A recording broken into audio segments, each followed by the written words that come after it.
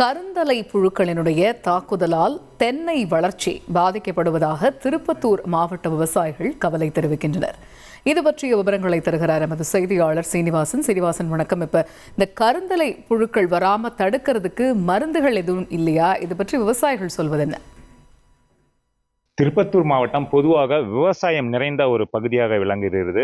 இந்த நிலையில் கடந்த 2 ஆண்டுகளாக தென்னை மரங்களை கருந்தலை புழுக்கள் என்று சொல்லக்கூடிய பூச்சிகள் தாக்கப்பட்டு இதனால் ஆயிரக்கணக்கான தென்னை மரங்கள் அழிந்து வருவதாகவும் இதனால் விவசாயம் பெருமளவில் பாதிக்கப்பட்டு வருவதாகவும் ஒரு குற்றச்சாட்டானது எழுந்துள்ளது.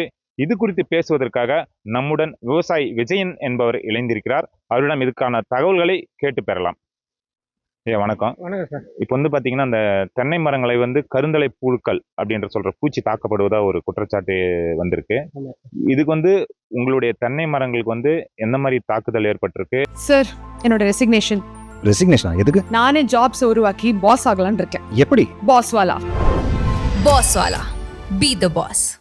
இதுக்கு இதுக்காக நீங்க எப்படி சமாளிக்கிறீங்க? இதுக்காக எந்த மாதிரியான புகார்லாம் கொடுத்துருக்கீங்க? அதிகாரிகள் என்ன பதில் சொல்லியிருக்காங்க? நாங்கள் பெத்த கல்லுப்பள்ளி, எங்கள் அப்பா பேர் பலராம் ரெட்டியார். அவர் பல வருஷ கணக்கமாக விவசாயம் தான் செஞ்சுன்னுக்கிறாரு. இன்றைக்கி எங்களுக்கு 15-20 ஏக்கர் தென்னை இருக்குது. எங்களுக்கு சொந்த மரமே 1500 மரத்துக்கு மேலே இருக்குது. ஆனால் இந்த 2 வருஷமாக ஒரு மகசூலும் கிடையாது. இந்த கருந்தலை புழு விழுந்ததுனால நாங்கள் வேளாண் துறையில் போயிட்டு சொன்னோம். அவங்களும் பார்த்துட்டு ஒட்டுண்ணி விடுங்கன்னு சொன்னாங்க. அது தருமபுரிலேருந்து போயிட்டு வாங்கிட்டு விட்டோம். அதுலேயும் ஒன்றும் எங்களுக்கு ரிசல்ட்டு கிடைக்கல. அதுக்கப்புறமா வேறு வழியாக மருந்து கட்டுங்கன்னு சொன்னாங்க. அதுவும் செஞ்சோம். மோனோகோட்டாபாஸ் மருந்து 5 மில்லி, தண்ணி 5 மில்லி போட்டு வேறு வழியாக கட்டுங்கன்னாங்க. அது எல்லாமும் செஞ்சும் எங்களுக்கு எந்த ஒரு பலனும் இல்லை. நாங்களும் கலெக்டர்கிட்ட போயிட்டு மண்டே பெட்டிஷனும் கொடுத்தோம் 4-5 டைமு. இன்னும் கவர்மெண்ட் சைட்லேருந்து எங்களுக்கு எதுவும் சொல்லலை. அதுக்கப்புறமா பையூர்லேருந்து சயின்டிஸ்ட் பார்த்தாங்க. அவங்களும் இது வரைக்கும் இதுக்கு கவர்மெண்ட் சைட்லேருந்து எதுவும் இதுக்கு ஃபண்டு ஒதுக்கலை. நாங்கள் என்ன செய்கிறதுன்னு சொல்கிறாங்க வேளாண் துறையில்.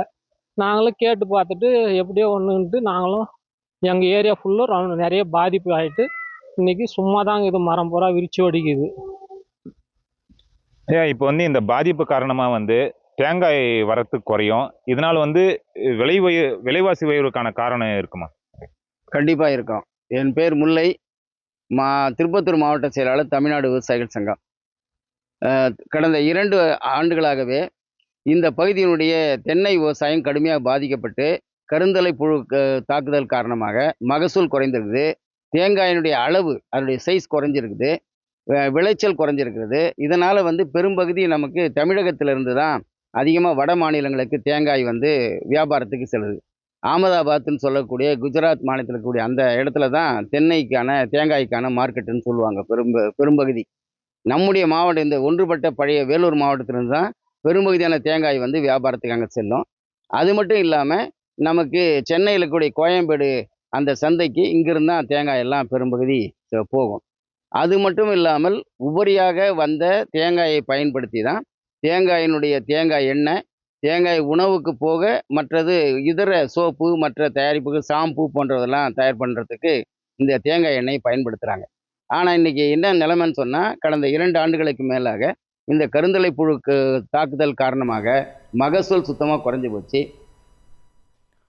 தகவல்களுக்கு நன்றி சீனிவாசன்.